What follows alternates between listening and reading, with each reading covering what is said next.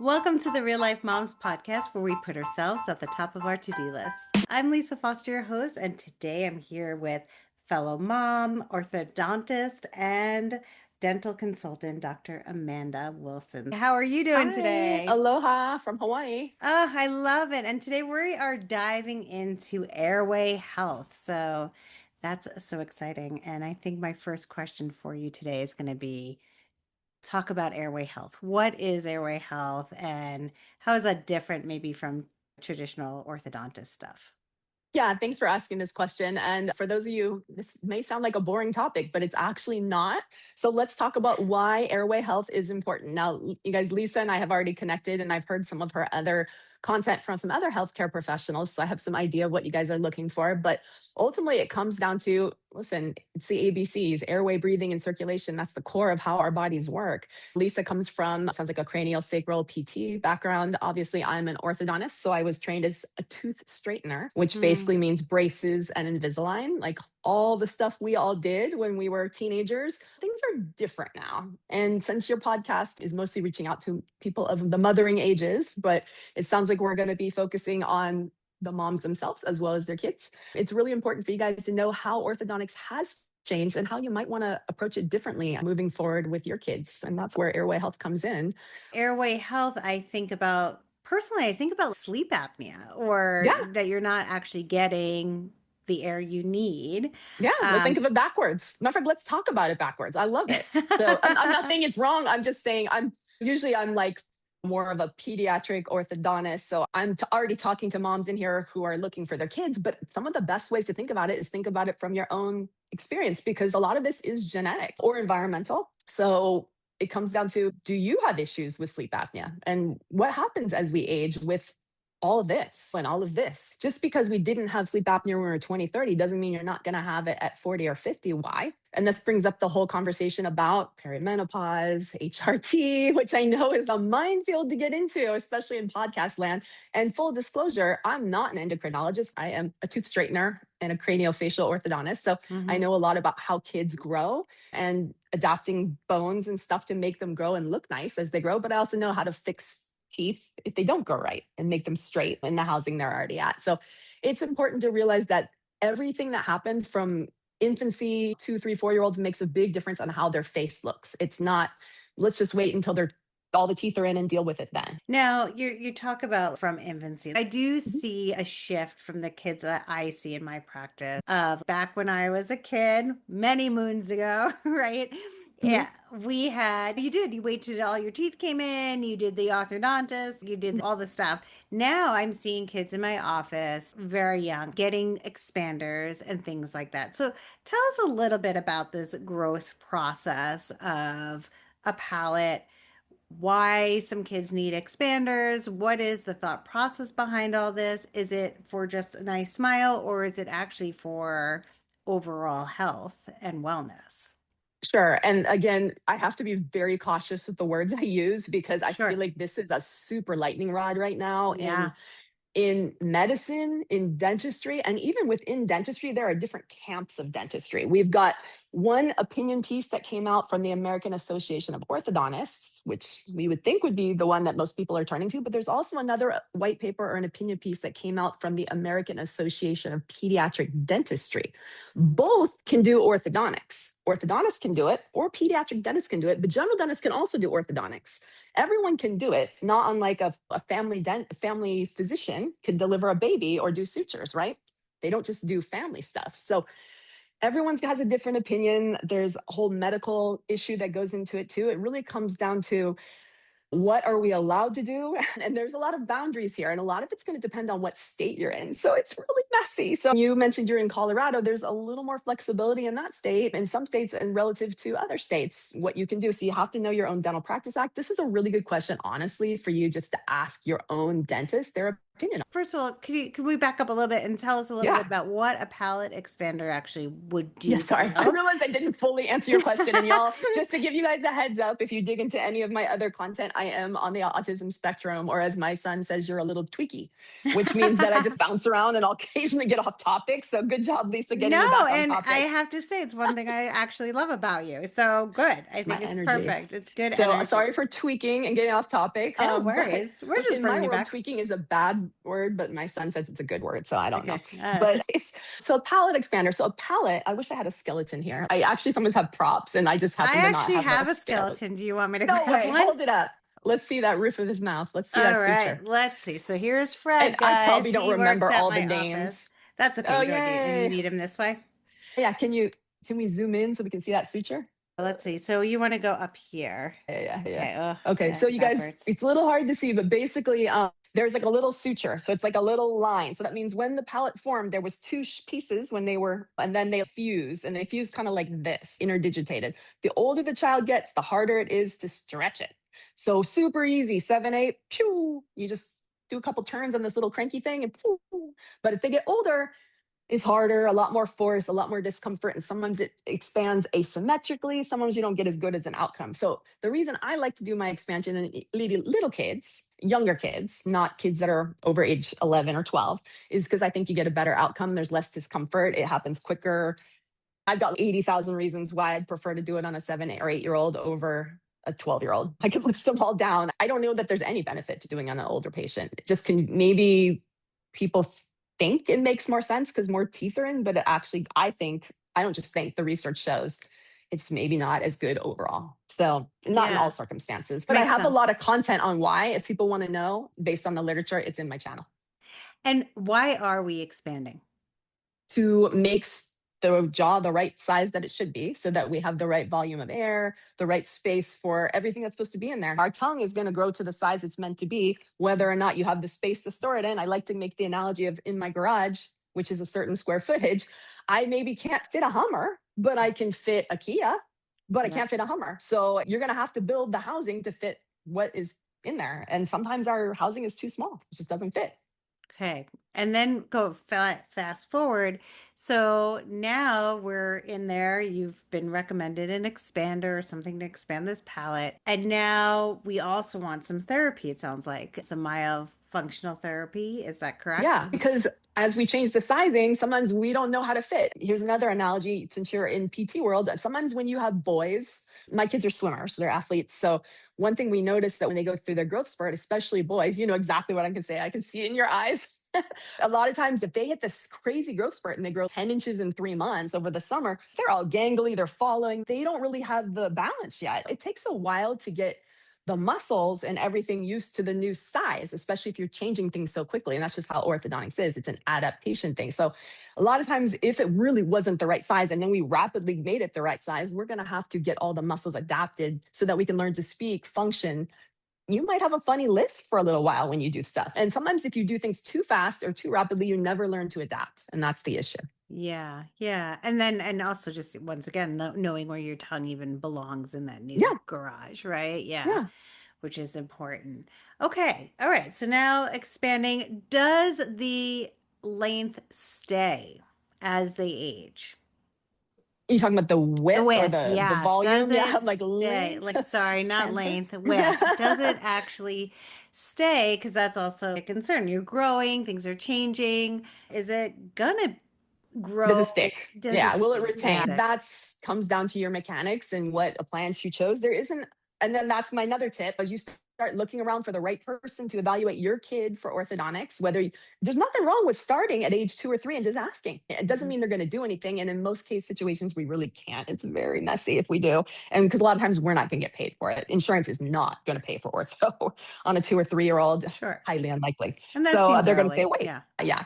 So unless you had, sometimes you can get a physician to help advocate. If there's something super important, then get that ENT or something to help you advocate, and then we can do it. But that's probably the situations that you were seeing. But yeah, you just got to adapt to it, learn to speak and function. And then sometimes as we grow things and make things the right size, if we do it early enough, a lot of times the permanent teeth just come down straight to begin with. The whole field of dreams things, if you build it, they will come. It's less likely they're going to come in all wonky if you already have the space. Sure. Yeah, sure.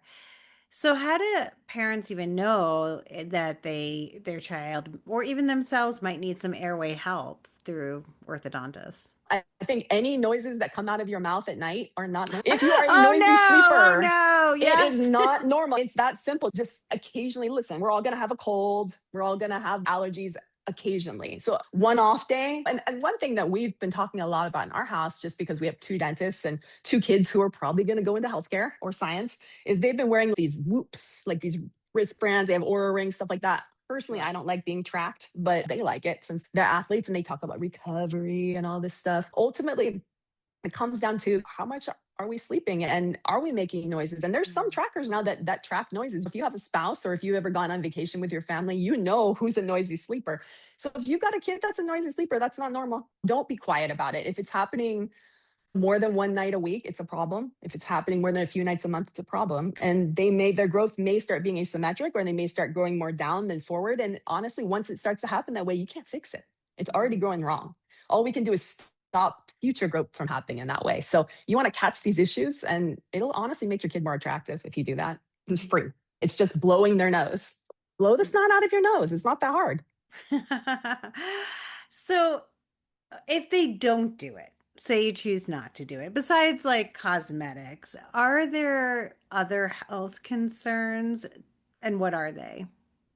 Ooh, that's a loaded question that, again, I'm not going to get too much into just because that is not as much as I know the answers, but I'm going to tell you where to get the answers. So just easy enough. So again, you can ask any physician out there because right now in dentistry, we are not really allowed to answer medical questions. It's really Oh, crazy. Even if they're interesting. directly related, it gets messy. I think in the terms of getting that information, talk to your physician. You can do a sleep screening. There's adult sleep screenings and kids sleep screenings. I'm pretty sure if you ask ChatGPT for a screening form, just templates, they're everywhere. They're all over the internet. You could, and that just means taking a piece of paper and studying your spouse or your child at night for a few nights at different time points. So you might want to try a 1 a.m. one night, and you don't have to set your alarm, but we all get up and go to the restroom. We're like, hey, let me stop by their room and just listen. Don't just listen at the door. Sit in there for a few minutes and actually look at their face. Is their mouth open? Are they gasping? Is there interrupted noises? Or stuff like that. Same thing goes Hmm. for your spouse. None of this is normal.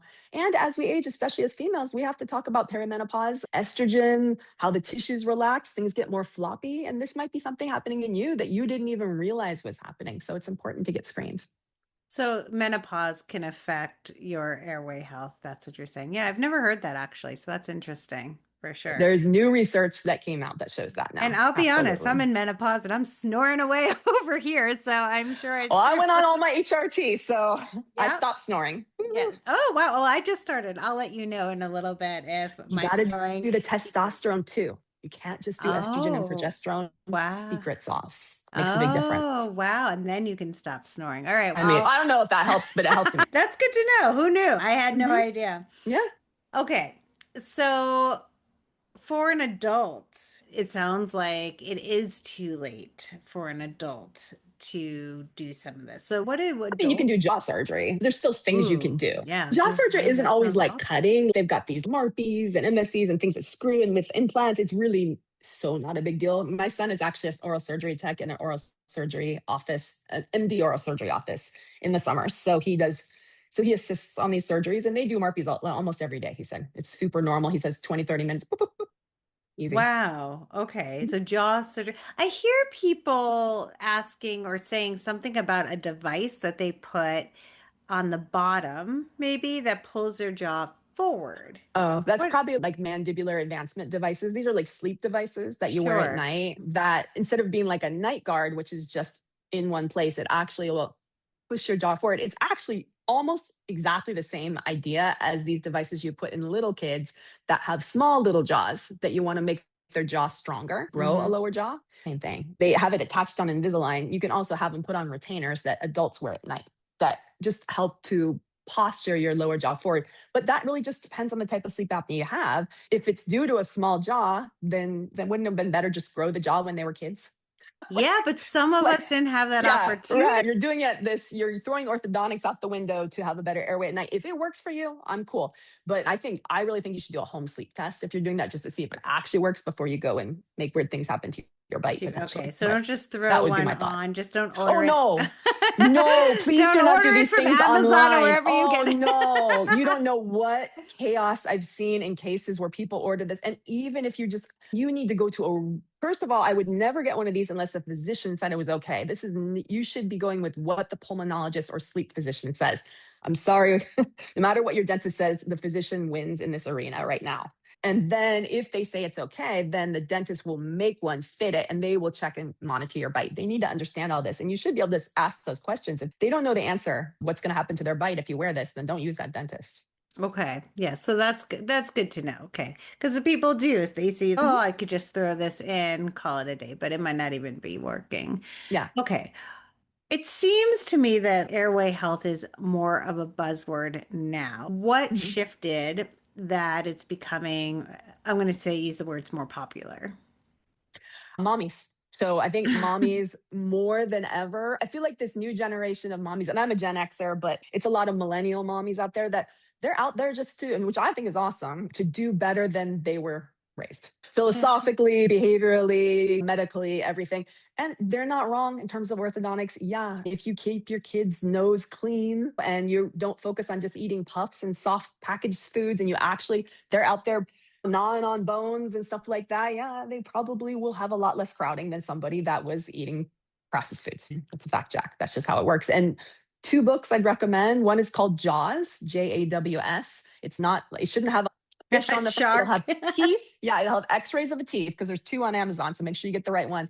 The other one is called Breath or Breathe by James Nestor, or you can listen to the podcast on the Joe Rogan show. Phenomenal podcast. That will blow your mind. One last thing, a movie, go to Netflix, but you have to actually, I think, have the no ad subscription. I don't know why, but it's called Open Wide. Highly recommend it. Great movie. All Yeah, about and orthodontics. all about orthodontics. I Mhm. did read Breathe, and that was Yep. pretty. I Good. did start taping my mouth Oh, closed. yeah.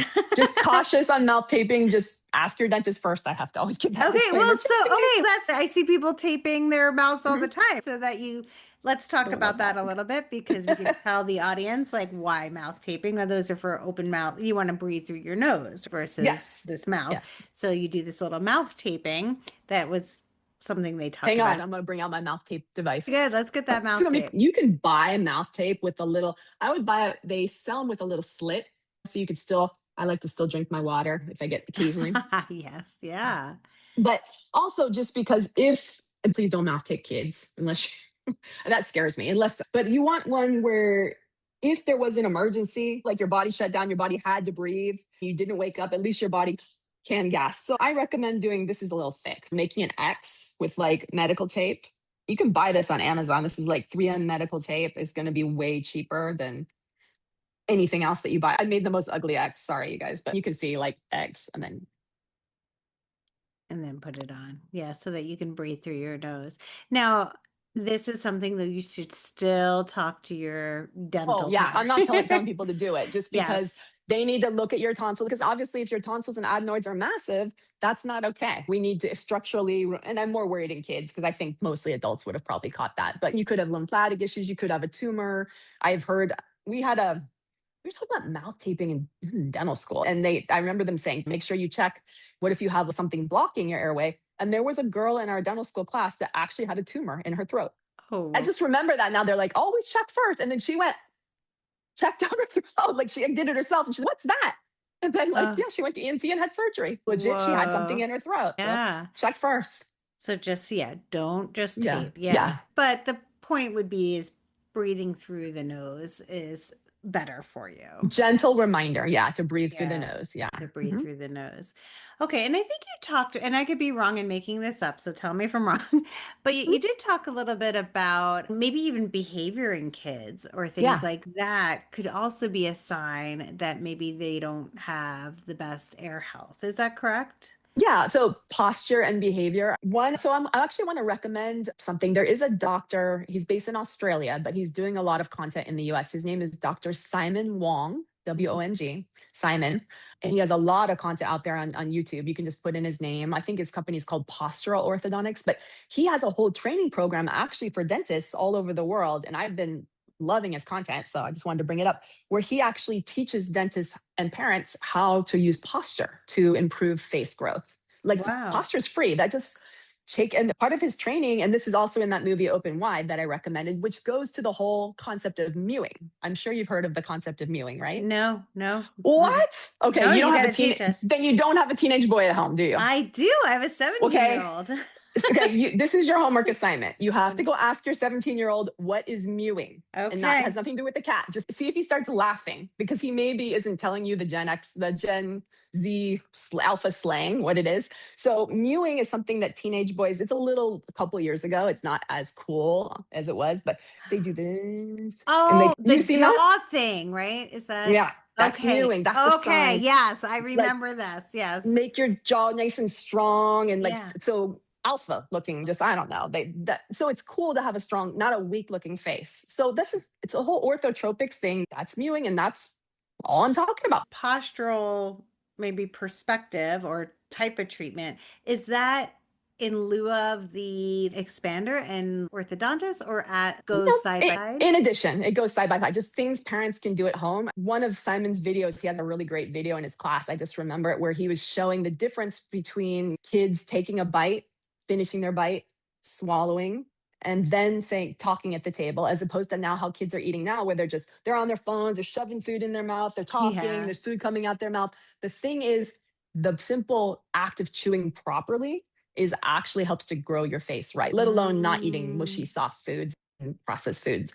And it's actually no different than Native Americans have been saying, or indigenous cultures say. This is practiced routinely in African tribes, everything down to, and it's talked about in that book, those books I mentioned, as well as the movie. Yeah, that's so interesting about chewing. As I've heard of chewing, maybe in one of the books, like reading it for digestion so that it's better Same. digestion, right? But never even thinking about the muscles that you're using to actually work the facial structures. That's interesting. Yeah, for sure. Yep. What are we missing? What else do you want parents to actually know about this topic?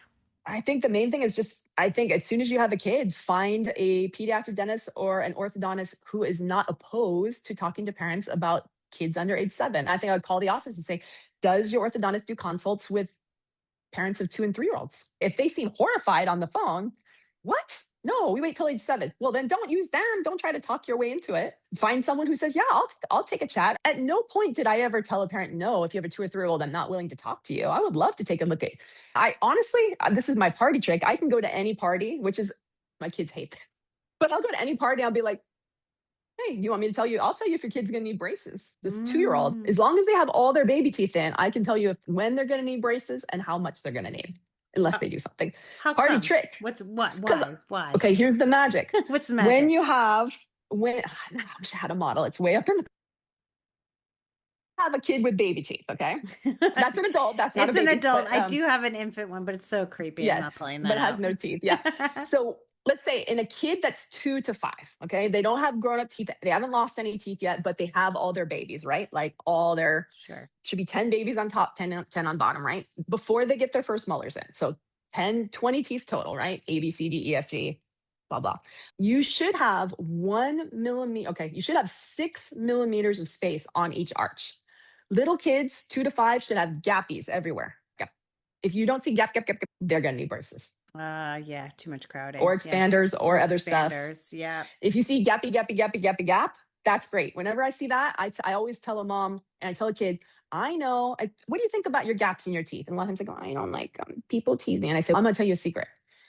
You and your mom are doing the best job with your teeth. You are actually going to have the nicest teeth probably in your class, and you might not even need braces, which actually is not a good thing to say, because a lot of times they want braces and they They cry. want braces. They I think know. it's so cool. Everyone's getting them, right? Like, So yeah, so maybe you don't say that, but, and then you whisper to mom, maybe she wants braces. But yeah, the mom and likes then that, mom goes, yes, because we don't have to pay Yes, for yes. braces. Yes. You keep it up. Your teeth are going to be the nicest teeth. You just wait. When you are 11 and 12, Yeah. you'll see. All right. What about braces versus Invisalign? Is there a difference? Do you like one better than the other? What's your thoughts? This is one of my favorite questions. 20 years ago, if you asked me this, I would say braces are still better. 10 years ago, I'm like, maybe about the same. And right now, my answer would be it depends. And Mhm. honestly, you should ask this question. This is a great question to ask any dentist because if they're not answering it like I am, if they say emphatically one or the other, they don't know what they're doing. It really comes down to the hands of the dentist and how skilled they are. In my hands, I can confidently probably get Invisalign to do better, safer, less risk, less root resorption, less pain. And it actually would probably save me money because I'm so good at Invisalign. I can, but this is a lot of studying. You don't learn this stuff in ortho residency. You have to actually put your own skills to teach yourself how to do it. It's pattern recognition. And since I'm autistic, I'm fast with patterns. But and other people, there are some dentists or orthodontists will say, honestly, in my hands, braces are better. That's great. If in Because their hands, then that's what we should do. there's more comfortability with that probably Yeah, for yeah. them. And Yeah. it probably depends on their age And too. also kids have to really take care. The Invisalign comes out, right? So if they're not wearing But to it. be honest, the braces break and so do the wires. Ah, And look at the flip side, there's also more chance of root resorption. I've had ER calls in the middle of the night where some kid was in the traffic accident and there's braces going through their lips. There's risks in getting braces. ooh, I mean, yeah, you sure. forget if you have a really active kid, it's Mm. really not that hard to leave your aligners in. As a matter of fact, what you can just do is we do aligners on 6 and 7 year olds and they're fantastic. Mom comes in the morning when they're sleeping, takes them out, brush, then they eat their breakfast, and then we put them back in and they stay in all day. We don't take them out until nighttime. Yeah, they get gunky because they eat them, they have to leave them in at lunch. But if they can't be responsible enough to remember to take them out and put them back in the case and brush them and put them back in, then we're going to eat with them in. And when they get home, mom's going to do a really good job making sure they're floss brushed and everything. And the kid's going to let her do that. It's not an option not to. It's mom's responsibility. And we have a written agreement between the patients. And that way there's no drama because just because the kid says in the office doesn't mean that they're going to let mom do it. And it's really not a problem. It's Yeah. easy. No, No we've had pain. really good success. I, as a cranial sacral therapist, I'll plug this a little in too. I happen to Invisalign because it has flexibility, so it Mhm. doesn't block the maxilla as much. It can pump with the cranial system.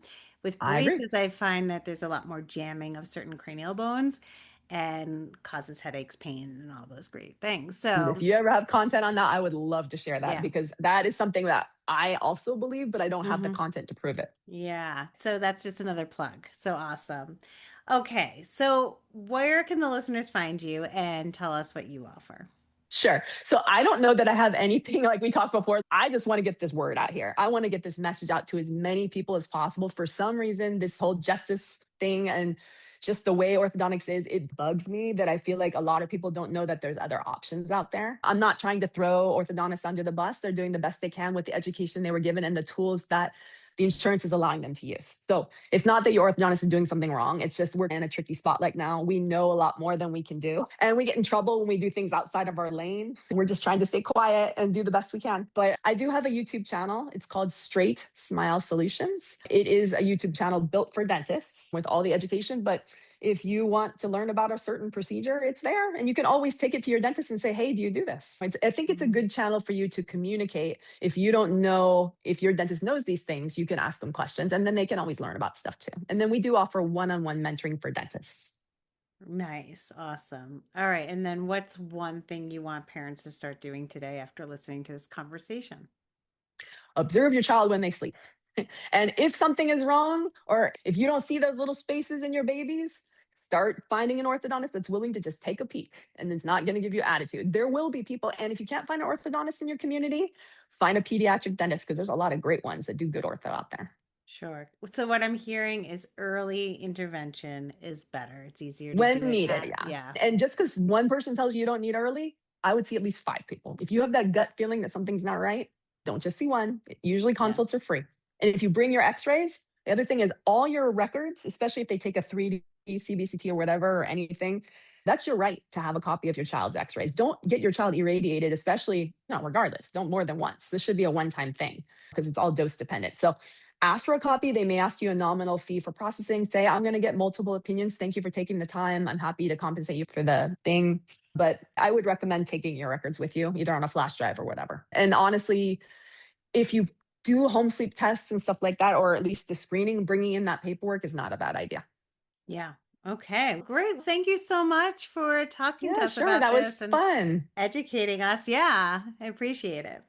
Anytime. I'm just glad to get the word out there and we can make more people have nicer looking faces and hopefully less struggles as they age. Thank you for listening to this episode. And if you want to learn more about Amanda and all that she has to offer, just click on the link in the show notes. And until next week, keep carving out time for yourself and keep putting yourself on top of your to do list.